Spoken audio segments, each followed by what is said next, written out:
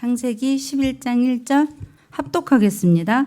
온 땅의 언어가 하나요, 말이 하나였더라. 이 말씀을 가지고 하나였더라라는 제목으로 함께 주님의 말씀을 나누길 원합니다. 지금 언수 집사님께서 제 설교를 다 요약을 해주셨어요. 설교문을 보셨나 싶을 만큼 오늘 말씀을 쭉 요약을 해주셨는데요. 창세기는 크게 두 부분으로 나뉩니다. 오늘 본문인 11장의 중반부터 족보가 시작되는데 그 말미에 아브라함이 등장을 해요. 그래서 이것을 기준으로 1장부터 11장까지는 원 역사, 이 세상을 시작하는 역사라고 하고요. 12장부터 50장까지는 우리가 잘 아는 4명의 족장들이 나옵니다. 아브라함부터 요셉까지. 그래서 이 책을 족장사라고 불러요.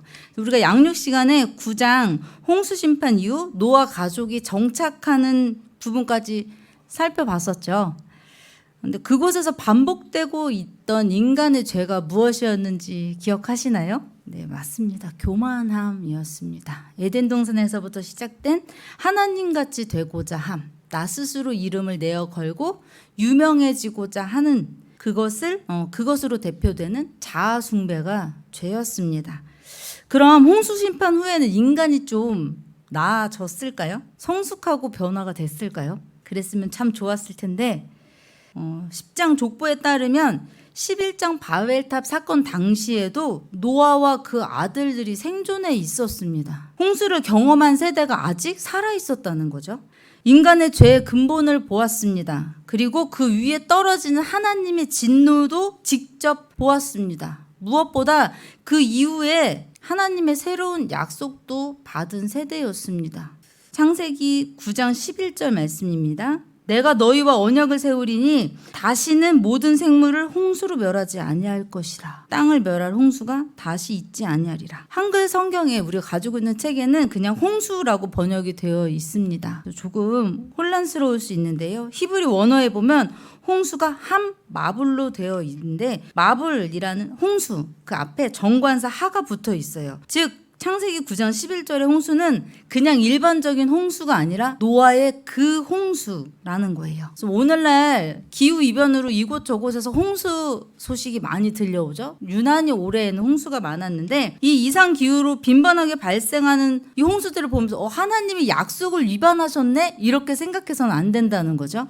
노아 때 세상을 멸했던 그 큰 홍수로는 다시는 멸하지 않겠다는 약속이었습니다. 창세기 8장 18절에서 22절입니다. 노아가 그 아들들과 그 아내와 그 며느리들과 함께 나왔고 땅 위의 동물 곧 모든 짐승과 모든 기는 것과 모든 새도 그 종류대로 방주에서 나왔더라.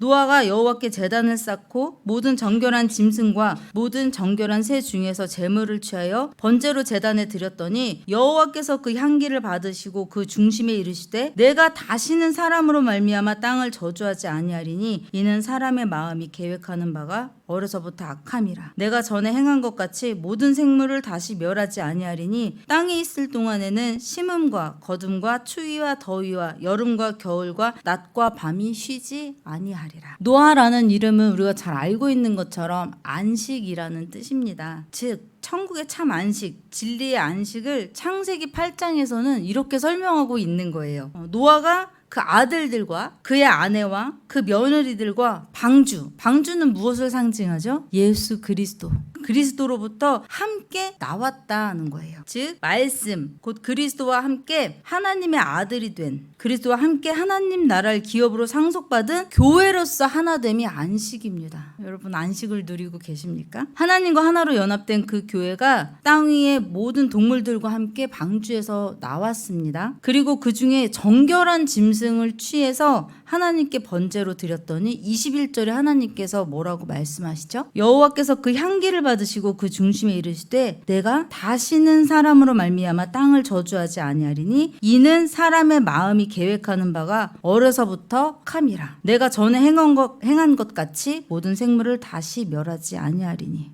홍수 이후에 노아가 처음으로 제사를 드리는데 이때 희생되는 것이 무엇이에요? 정결한 짐승입니다. 우리가 생각할 때는 희생이 되려면 부정한 짐승이 희생이 되고 정결한 짐승이 살아야 하잖아요. 근데 하나님 앞에 드려진 정결한 짐승은 육체적인 죽음을 가진 후에 하나님께 드려지는 것입니다. 즉 하나님께 드려진 우리가 정결하다면 우리는 육체적인 죽음, 즉 자아 부인의 길로 나아가야 된다는 것이죠. 그리고 나서야 방주에서 나와 말씀의 선포를 보일 수 있게 되는 것입니다. 그런데 하나님께서 이 제사를 받으시고 뭐라고 말씀하셨다고요? 다시는 저주하지 않겠다고 말씀하셨습니다. 이와 같은 홍수로 다시는 내가 이 땅을 멸하지 아니할 것이다. 왜 였을까요? 인간들이 불쌍해서 그러셨을까요? 내가 한번 멸해보니까 좀 못할 일인 것 같아.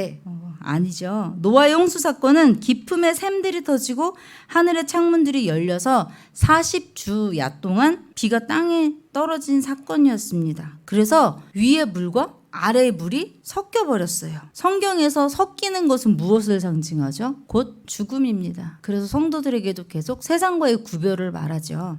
이 부분에 대해서 더 알고 싶으시면 우리 목사님께서 수요 예배 때 계속해서 유리바다를 몇 주 동안 설교를 하셨어요. 그래서 최근 거부터 차례대로 이렇게 좀 들어보시면 조금 더 자세히 이해를 하실 수 있을 거예요. 그런데 택함 받은 자, 참 교회는 그 위에 물과 아래의 물이 섞여서 죄인이 모두 죽을 수밖에 없는 처절한 그 심판 가운데에서도 살아나더라는 것이죠. 여러분 심판이 무서우십니까? 저희 어린 시절에는 80년대 90년대를 같이 지내오셨죠? 종말에 대해서 너무 무섭게 가르쳤어요. 마지막 때가 되면 어떤 짐승이 나타난다. 광야에 막 수많은 독수리떼가 몰려와서 사람을 뜯을 것이다. 바닷속에 알 수 없는 생물들이 올라와서 삼킬 것이다. 무서운 이야기들을 했는데 중요하지 않습니다. 여러분 난리와 난리 소식에 동요하지 마십시오. 우리와는 상관없는 일입니다. 구원받은 자들은 그 전에 하늘에서 하나님의 심판을 보게 될 것입니다. 그 복음을 베드로전서 3장 18절로부터 20절에서 이렇게 표현했습니다. 그리스도께서 단번에 죄를 위하여 죽으사 의인으로서 불의한 자를 대신하셨으니 이는 우리를 하나님 앞으로 인도하려 하심이라. 육체로는 죽임을 당하시고 영으로는 살리심을 받으셨으니 그간 또한 영으로 가서 옥에 있는 영들에게 선포하시니라. 그들은 전에 노아의 날 방주를 준비할 동안 하나님이 오래 참으실 때에 복종하지 아니하던 자들이라. 방주에서 물로 말미암아 구원을 얻은 자가 몇 명뿐이니 겨우 8명이라. 우리 성경에서 8은 무엇을 상징하는 숫자죠? 부활의 숫자입니다. 그 8은 안식의 숫자이기도 했고 그래서 예수님도 8일째인 초실절에 부활하셨습니다. 그 8일째인 초실절이 어떤 날이에요? 안식 후 첫날 일요일입니다. 그래서 우리가 오늘 이곳에 모여서 예배를 드리고 있어요. 위의 물은 진리를 뜻하죠. 그러니까 진리와 아래의 것, 땅의 것이 섞이면 심판이 임하는 것입니다. 너희는 그 진리를 감당하지 못하고 결국은 죽을 수밖에 없어. 근데 그 심판 속에서도 어떤 이들은 오직 믿음과 은혜로, 즉 내가 보낸 아들 예수 그리스도와 성령으로 말미암아 내 진노와 심판, 그것이 뭔지를 깨닫게 될 거야. 오직 그 진리를 믿는 믿음으로 말미암아서 살아나는 이들이 있을 거야. 근데 그들이 방주 안에 들어가서 살아나는 8명이야. 이것을 홍수를 통해서 우리에게 보여주셨습니다. 그래서 이제 이 홍수는 다시 있을 필요가 없는 거예요. 노아의 홍수를 통해서 하나님께서 심판이 무엇인지, 그 세상의 심판 가운데서 살아나는 성도가 무엇인지를 이미 완성해서 보여주셨고 성경에 기록하셨기 때문에 더 이상 홍수를 이 땅에 내리실 이유는 없는 것입니다. 그러면 이제 남은 건 뭘까요? 불의 심판입니다. 소멸하는 불로 성령께서 이 땅에 오시는 날 모든 것이 끝날 거예요. 그리고 그 이유는 더 이상 없을 것입니다. 근데 우리가 믿는 바와 같이 그 심판은 얼마 남지 않았습니다. 더 이상 교회에서도 말할 수 없는 그 심판. 어떤 교회에서는 그런 이야기를 하면 투서가 올라온대요. 심판에 대해서 이야기하고 지옥에 대해서 이야기하면 무섭다고 투서가 올라온대요. 그래서 더 이상 교회에서 심판에 대해서 말할 수 없는 세상이 되었습니다. 여러분, 우리 하나님께서 노아의 사건이나 욥의 사건을 통해서 기록해 주신 일들을 우리는 다시 반복해서 겪고 싶진 않죠. 근데 자꾸 우리가 집중하는 바는 뭐예요? 베드로가 물 위를 걸었던 기적은 보고 싶습니다. 나사로가 살아나는 기적은 보고 싶어요. 물이 변해서 포도주가 되는 사건은 다시 한번 목격하고 싶어요. 그러면 내가 조금 더 믿음을 가질 수 있을 것 같다고 우린 자꾸 하나님께 무엇인가 기적을 구합니다. 계속해서 목사님께서 그래서 그런 기적, 표적에 대해서 말씀하시는 건 하나님의 은사가 중지되었다, 하나님께서 일하시지 않는다, 이것을 막기 위해서가 아니라 자꾸 그것에 창념하지 말라는 거예요. 우리에게 괴로운 일들을 우리가 다시 반복되기를 구하지 않는 것처럼 우리가 보기에 놀랍다 하는 일들도 하나님께서 성경을 통해 기록해 놓으셨습니다. 그리고 그 의미를 설명해 놓으셨어요. 우리는 말씀을 통해서 우리가 보기에 심판이든 구원이든 그 의미를 깨달으면 그것으로 족하다는 것이죠. 그래서 자꾸 그런 특별한 현상들에 집중하시지 말라는 거예요. 그러나 하나님께서 일하시는 방법은 우리는 알 수 없습니다. 지금도 초자연적인 방법들로 일하시고 우리에게 주시는 계시들도 있습니다. 그런데 그것에 너무 집중하면 치우칠 수 있어요. 그리고 하나님께서 이제 21절에 다시 말씀하십니다. 모든 것을 다 끝내신 이후에 계속해서 강조되는 거, 그 중심에 이르시되 내가 다시는 사람으로 말미암아 땅을 저주하지 아니하리니 그 이유가 무엇이라고요? 사람이 어려서부터 마음에 계획하는 바가 악하기 때문이래요. 사람이 변화됐기 때문이 아닙니다. 홍수 이후에 조금은 성숙해졌기 때문에, 하나님을 깨달았기 때문이 아니라 처음부터 그냥 우리의 존재는 악하기 때문에 하나님께서 더 이상은 멸하지 아니하시겠다는 거예요. 봤지? 내가 너희를 이렇게 윗물과 아랫물을 섞어 죽여야 되는 대상이야. 너희는 그런 존재야. 근데 그 죄를 내가 은혜로 덮을 거야. 그것을 가르쳐 주시고 계속해서 말씀하시는 거예요. 그래서 내가 물로 심판하지 않을 거야. 왜? 너희가 죄인이기 때문에. 그래서 그에 대한 약속이자 또 마지막 때의 심판으로 불이 오시는 거예요. 그 불은 세상에는 소멸하는 불로 심판의 불이지만 또 우리에게는 어떠한 불이죠? 살리는 불. 맞습니다. 살리는 불, 은혜의 불. 성령께서 우리에게 오셨습니다. 그것이 사도행전 2장의 기록이죠. 그러니까 하나님께서 너희 그 홍수 때문에 힘들었지? 놀랬지? 이제 내가 좀 봐줄게. 이런 의미가 아니라는 거죠. 물심판은 살리기 위한 도구였습니다. 예수 그리스도라는 방주를 통해 교회를 살리는 것을 보여주겠다는 것이었고, 불심판은 이제 마지막 때 끝장내겠다는 하나님의 의지입니다. 그 증거로 하나님께서 구름 속에 무지개를 주셨습니다. 그래서 이 무지개의 의미는 제가 좀 이따 양육 때 다시 설명을 드릴 것이고요. 그 약속의 근거가 무엇이었어요? 사람이 계획하는 바가 어려서부터 악하기 때문에, 그 노아의 그 홍수 심판 후에도 인간은 여전히 악하기 때문에 인간 스스로 변화될 수 없고 정결해질 수 없고 성숙해지거나 성화될 수 없기 때문에 자기 부인을 할 수 없는 존재이기 때문에 죽을 때까지 하나님께 의지하고 동행하라는 거예요. 그 은혜만 구하고 인정하라는 거예요. 근본적으로 불가능한 존재이기 때문에 하나님께서 그 죄를 덮어주시는 방법밖에는 없는 것입니다. 하나님께서는 사랑의 하나님이시죠. 세상에서는 계속 하나님의 사랑을 이야기해요. 근데 하나님의 성품은 그와 동시에 무엇이라고요? 의로우시다는 거예요. 그래서 그 진노를 쏟아 부으셔야 돼요.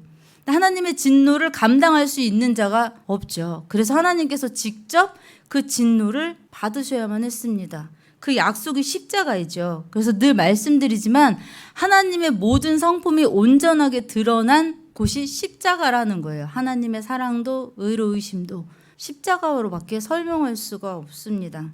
그래서 우리가 십자가를 걸어놓는데 이것조차도 우리에게 우상이 되면 안 되겠죠. 그렇게 하나님께서는 우리에게 예수 그리스도의 보혈을 허락하셨습니다. 방주에서 나온 우리는 영원토록 그 은혜에 감사하면서 살면 돼요. 그렇죠? 그 8명의 가족이 이제 나와서 단란하게 살면 되겠죠? 근데 인간은 죄인이죠. 이렇게 구원을 받았다고 해도 이 땅에서 스스로 의로운 존재가 될 수 없다는 것을 노아와 그 가족들이 보여줍니다. 계속해서 불의한 자로 드러나고요. 끝까지 죄를 선택합니다. 이것을 통해서 무엇을 보여주냐면 인간은 하나님의 은혜가 필요한 존재라는 것. 원래 모든 인간은 처음부터 에덴 동산에서 이미 뱀과 하나가 되었습니다. 민수기 21장의 표현으로는 광야에서 불뱀에 물렸기 때문에 그 죄는 결국 사망으로 결론나게 되어 있습니다.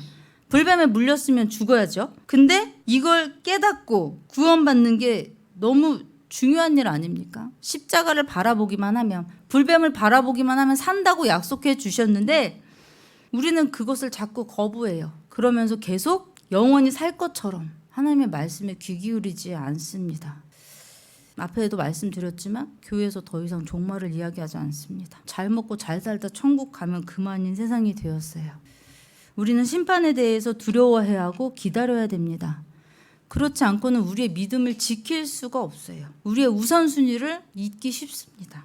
모든 인류의 현실은 창세기 2장 17절에 기록되어 있습니다. 선악을 알게 하는 나무의 열매는 먹지 말라. 내가 먹는 날에는 반드시 죽으리라. 이겁니다.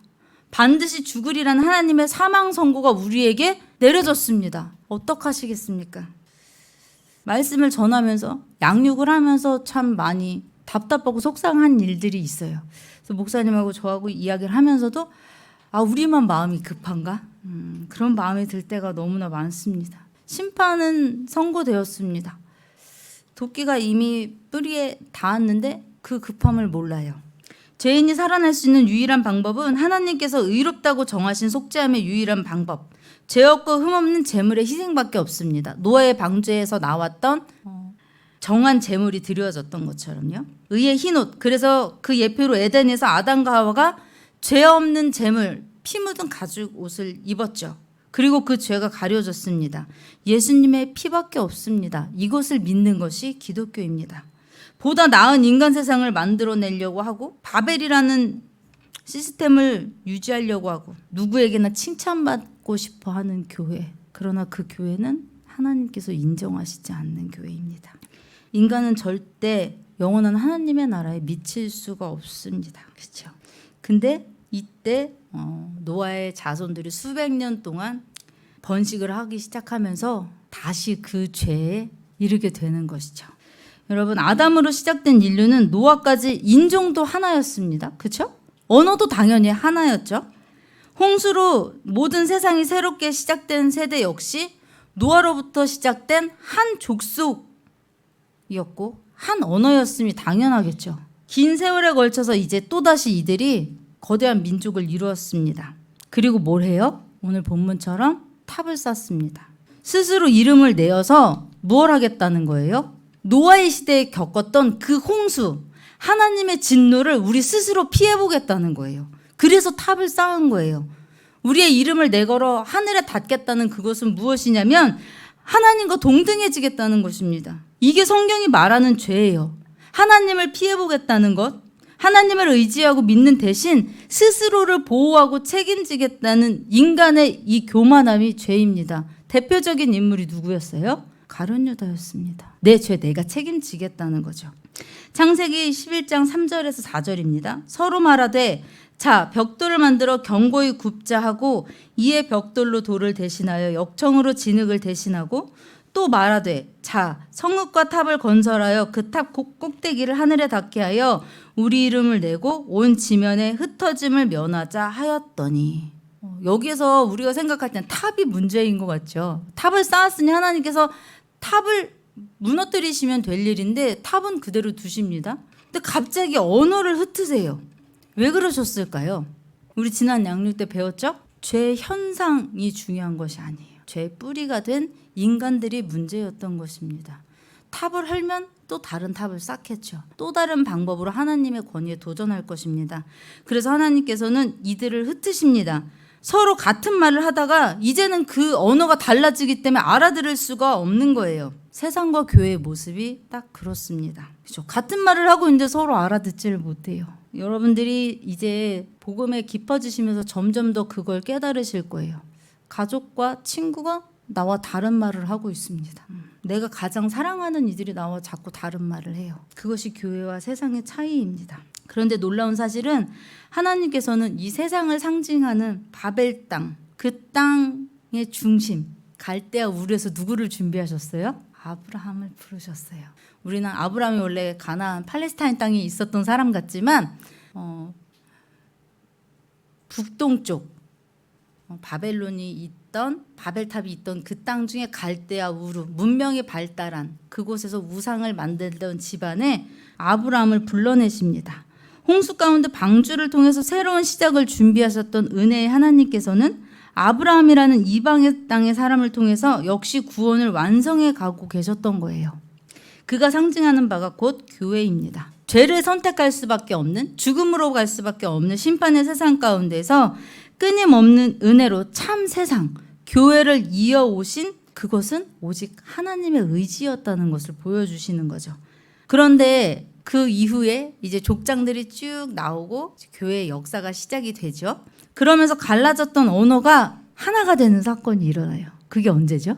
사도행전 2장입니다. 우리가 잘 알고 있는 사건이죠. 사도행전 2장 5절로 8절입니다. 그때 경건한 유대인들이 천하 각국으로부터 와서 예루살렘에 머물러 있더니 이 소리가 나매 큰 무리가 모여 각각 자기의 방언으로 제자들이 말하는 것을 듣고 소동하여 다 놀라 신기하게 여겨 이르되 보라, 이 말하는 사람들이 다 갈릴리 사람이 아니냐. 우리가 각 사람이 난 곳 방언으로 듣게 됨이 어찌 됨이냐. 우리가 잘 알고 있는 오순절 성령 사건이죠. 우리는 이 사건을 어떻게만 기억하고 있어요? 예수님의 제자들이 마가의 다락방에 모여서 기도하다가 방언을 받았대. 그러니까 우리가 기도하면 성령이 오셔서 우리에게 방언을 하게 하실 거야. 그렇게만 생각해요. 그 방언이 무엇인지 어떤 의미인지 무엇보다 왜 하게 되었는지에 대해서는 사실 고민하지 않습니다. 이것도 은사를 부정하자는 게 아니에요. 방언의 참 의미를 우리가 한번 돌아보자는 것입니다. 이 사건은 교회의 시작을 알리는 사건입니다. 그렇다면 이 사건이 상징하는 바가 무엇이었겠어요? 하나님께서 인간의 죄로 인해 언어를 나누시고 인간을 흩으셨죠. 근데 이때 예루살렘에 있던 유대인들은 어떤 유대인들이에요? 예수로 인해, 복음으로 인해 핍박받고 흩어져 있던 디아스포라 유대인들이 유대인의 명절에 절기에 맞춰서 예루살렘으로 모인 거예요. 흩어졌던 자들이 모였습니다. 그리고 그들이 성령의 주시는 언어로서 알아듣게 된 거예요. 최소 15개국 이상에서 모인 자들이 각자 자기 말로 말을 하는데 각자 자기 말로 그 말을 알아듣게 되었다는 것이에요. 하나가 된 거예요. 너무 멋있지 않습니까? 예수님께서는 이 땅에서 3년의 공생애를 보내셨죠. 그 근거 여러분 알고 계십니까? 성경 아무리 뒤져도요. 예수님이 3년 반 동안 이 땅에서 공생애를 보내셨다고는 나오지 않아요. 우리 배웠죠? 요한복음 맞아요. 잘 기억하고 있네. 요한복음에 기록된 세 번의 상이한 유월절이 있어요. 2장, 6장, 11, 12장에 세 번이 있어요. 그래서 그것을 통해 계산하건대 예수님의 이 땅에서 공생애는 3년 이상이었을 것이다 라고 봅니다. 그중 세 번째 마지막 유월절에 예수님은 십자가에서 죽으시고 사흘 만에 부활하셨어요. 그리고 이 땅에서 며칠을 보내셨죠? 며칠을 보내셨을까요? 제자들과 40일 동안 함께 하셨어요. 그들이 지켜보는 가운데 구름을 타고 승천하셨습니다. 이 기록은 또 어디에 있을까요? 사도행전 1장 3절에 딱 한 번 기록되어 있습니다. 그가 고난받으신 후에 그들에게 확실한 많은 증거로 친히 살아계심을 나타내사 40일 동안 그들에게 보이시며 하나님 나라의 일을 말씀하시니라. 그리고 4절로 5절에 보면 사도와 함께 모이사 그들에게 분부하여 이르시되 예루살렘을 떠나지 말고 내게서 들은 바 아버지께서 약속하신 것을 기다리라. 요한은 물로 세례를 베풀었으나 너희는 몇 날이 못되어 성령으로 세례를 받으리라 하셨느니라. 이렇게 말씀하고 있습니다. 사도행전 2장을 보면 1절로 4절에 약속하신 것을 기다리라는 말씀을 붙잡고 사도들과 120명이 되는 제자들이 함께 모여서 기도했어요. 그때 오순절 성령 강림 사건이 일어나는 거예요. 오순절은 예수님께서 부활하신 초실절로부터, 초실절 무슨 날이라고요? 8번째 날, 부활의 날, 그날로부터 50일째 되는 날이에요. 그것을 오순절이라고 합니다. 예수님께서 이 땅에서 40일을 계셨으니까 승천하시고 열흘 동안의 시간이 지난 거겠죠? 이렇게 모인 자들이 뭘 구했겠습니까? 뭘 구했을까요? 예수님이 내 눈 앞에서 죽으셨고 부활하셨어요. 그리고 내가 곧 다시 올게라는 약속을 하시고 내 눈앞에서 하늘로 구름 타고 올라가셨습니다. 근데 그 제자들이 하나님 앞에서 모여서 구할 수 있는 게 뭐였겠어요? 하나님 병 낫게 해주세요. 기적 보여주세요. 돈 주세요. 하나님 나 힘들어요. 였을까요? 하나님이 약속하신 것을 구했겠죠. 예수님이 분명히 성령을 기다리라고 말씀하셨으니까 성령을 구하지 않았겠습니까? 네 모습 이대로 다시 오겠다는 예수님 빨리 오시기를 구하지 않았겠습니까? 그 기도에 대한 응답이 방언이었습니다. 그러면 그 방언이 의미하는 바가 무엇이었겠냐는 것이죠. 복음이었습니다. 여러분, 우리가 구해야 될 진짜 방언은 이것입니다. 세상은 알아들을 수 없는 말, 하나님이 감추어 두신 하늘의 비밀을 깨달아 하게 되는 말, 그것이 방언입니다. 여러분, 우리가 이 말을 할 때 세상은 유대인들과 같이 우리에게 반응할 거예요.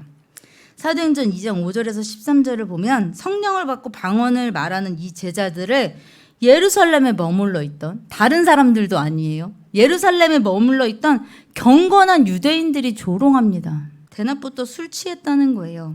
그에 대한 대답이 무엇입니까? 베드로가 일어나서 그 유명한 오순절 설교를 시작합니다. 그 설교의 내용은 무엇이었어요? 아무 변론하지 않았습니다.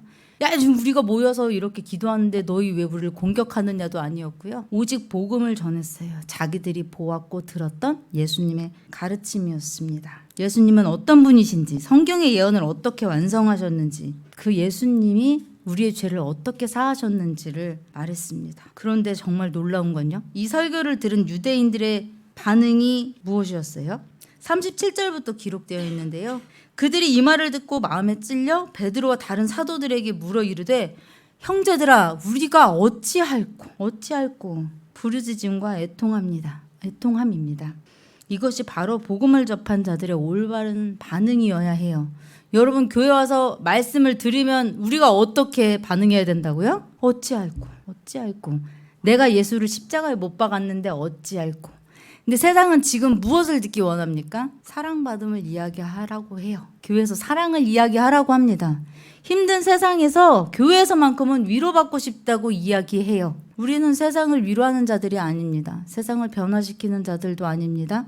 세상과 싸워서 우리의 권리를 쟁취하는 자들도 아닙니다. 예수님이 우리 입에 담아주신 방언, 그 복음을 전하는 자들입니다. 세상은 우리에게 술 취했다고 말할 것입니다. 미쳤다고 말할지도 몰라요. 심지어 이단이라는 말을 듣게 될지도 모르겠습니다. 세상에서 비웃음 당하는 건 그래도 견딜만 해요. 근데 교회에서 이단이라는 말을 들을 때에는 참 말할 수 없는 참담함을 느낍니다. 복음은 우리에게 와서 죄인임을 깨닫게 하시는 것입니다. 그래서 우리 주일에 이렇게 모여서 예배할 때마다 우리는 무엇을 알아야 되냐면, 나는 죄인이구나. 다른 이의 모습을 보면서도 내가 저 모습을 한 죄인이구나. 그래서 복음으로 하나 되는 것이 교회이고, 그 모습이 방주에서 나왔던 노아의 가족입니다.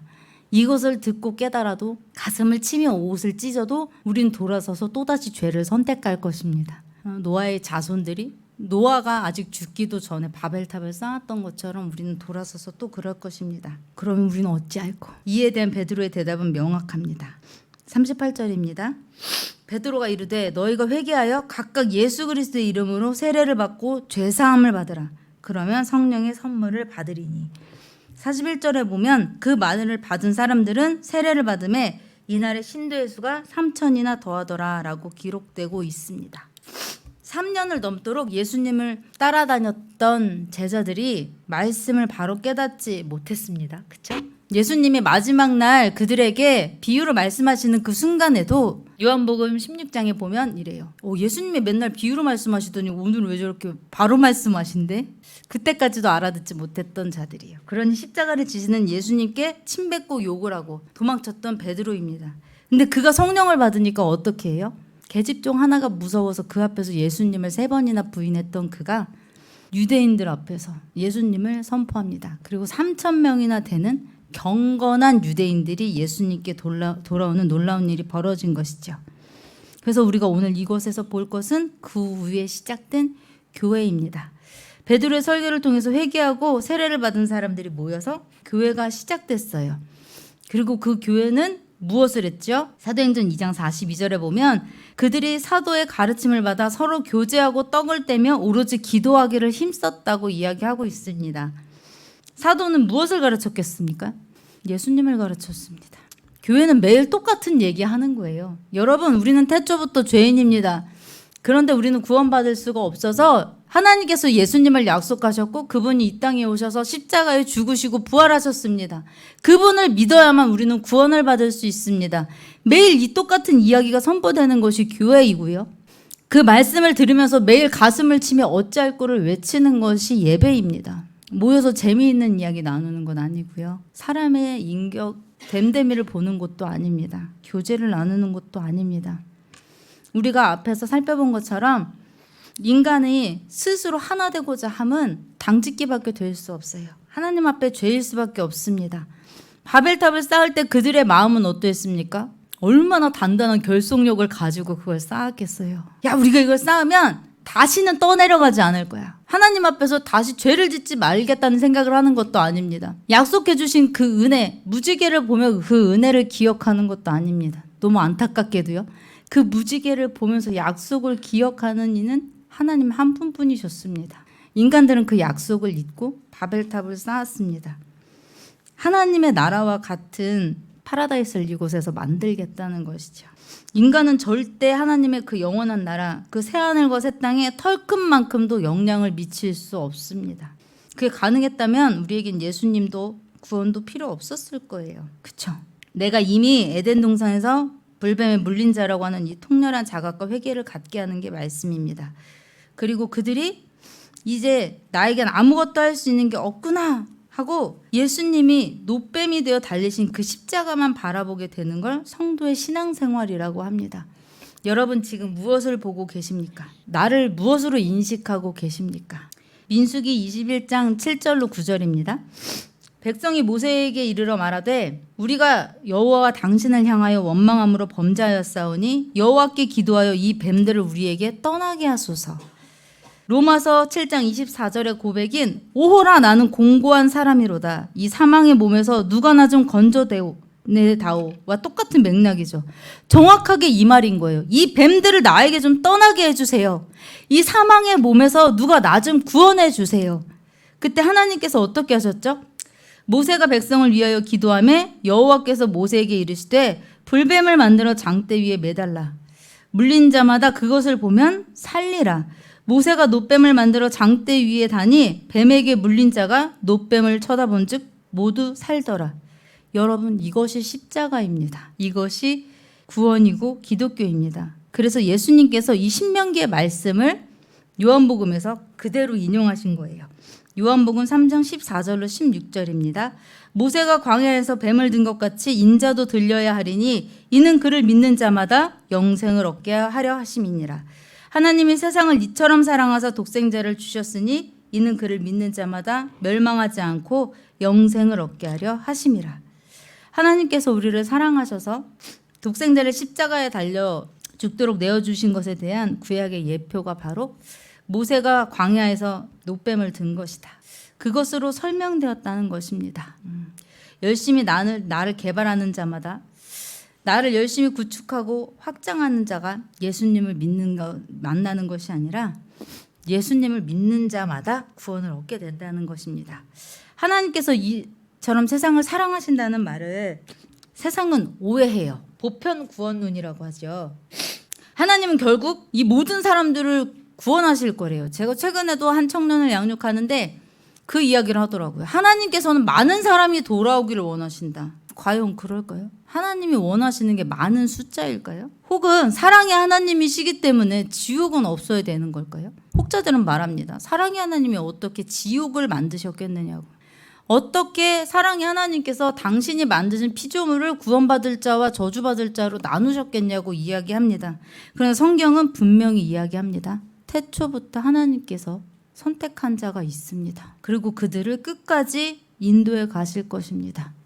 그것을 깨닫는 것이 성령의 충만함입니다. 그리고 그것을 나누는 것이 방언입니다. 우리 교회는 그 한 언어를 가진 성도님들이 모인 교회입니다. 그렇기 때문에 우리가 모일 때만 해야 되는 것은 무엇이에요? 복음을 나누는 것입니다. 여러분 세상에 가서는 비웃음 당해요. 우리가 복음을 이야기할 때 세상에서는 우리에게 술 취했다고 말할 거예요. 근데 우리가 모여서 확증할 수 있습니다. 그것이 교회의 역할입니다. 모일 때마다 서로 묻는 거예요. 내가 믿는 이것이 맞는 것인지, 나와 같은 믿음을 가진 나의 동역자들인지 우리는 그것을 확인하면서 이 세상의 고단함을 견뎌 나가는 것입니다. 여러분, 방언 기도, 우리가 골방에서 하는 기도도 물론 중요해요. 근데 자꾸 우리 이것을 강조하는 것은 무엇이냐면, 여러분, 우리가 믿는 바를, 내 영혼이 걸린 그것을 내 말로 표현할 수 없는데 여러분 무엇을 믿음이라고 말씀하실 수 있겠습니까?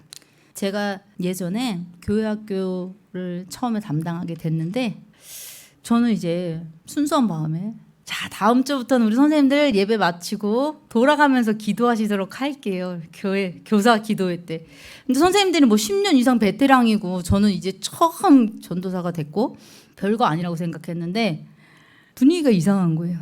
끝나고 한 선생님이 저에게 찾아왔어요. 10년을 넘게 봉사를 그 부서에서 하셨고 너무나 신뢰가 가는 외모와 성품을 가지신 분이었거든요. 그 선생님이 저에게 오셔서 전도사님, 저 기도시키면 교사 그만할 거예요. 이러시는 거예요.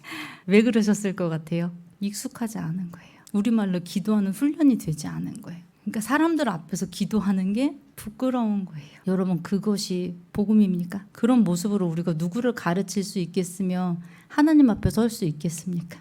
그래서 계속 우리말로 기도하시는 훈련을 하라는 것이고 복음을 전하라는 것입니다. 그래서 계속해서 말씀을 그렇게 전해주시는데 그 부분을 잘라서 사람들이 그러더라고요. 방언을 부정하고 성령을 회방한다고. 왜 그 목사님은 성령을 싫어하신대요? 이렇게 물어보는 분도 있었어요.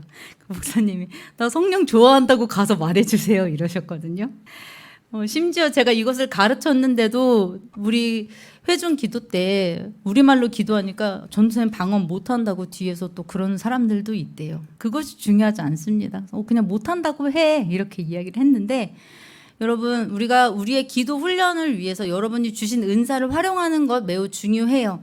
근데 그보다 더 중요한 것은 내가 내 말로 나의 믿는 바를 표현할 수 있는지, 하나님 앞에서 내가 구하는 바를 분명히 말하고 들을 수 있는지, 여러분 말로 기도해 보세요. 하나님 앞에서 내가 혼자 골방에서 내 말로 기도하는 소리를 한번 들어보세요. 내가 정말 이거를 전능자 앞에서 아뢰 수 있을 만한 말인지, 정말 내가 그분을 믿는 믿음 안에서 하고 있는 기도인지를 스스로 검증하시라는 거예요. 그리고 그것을 나누시면서 한 방언 안에서, 한 언어 안에서 주님의 나라를 함께 이루어 가자는 것입니다. 저희가 앞에서 하는 말 여러분 알아들으시잖아요. 박사 한 사람들도 교수들도 우리가 이야기하면 알아듣지 못해요. 들었다는데 우리와 같은 말을 하고 있다는데 너무 답답해요. 그래서 저는 우리 교회가 좋습니다. 마음 놓고 이야기할 수 있거든. 예수님에 대해서, 종말에 대해서, 지옥에 대해서 우리는 이야기할 수 있습니다. 하나님의 심판에 대해서 모일 때마다 정말 그 말씀을 나누고 한 언어 안에서 하나님의 심판을 피해가는 자들이 아니라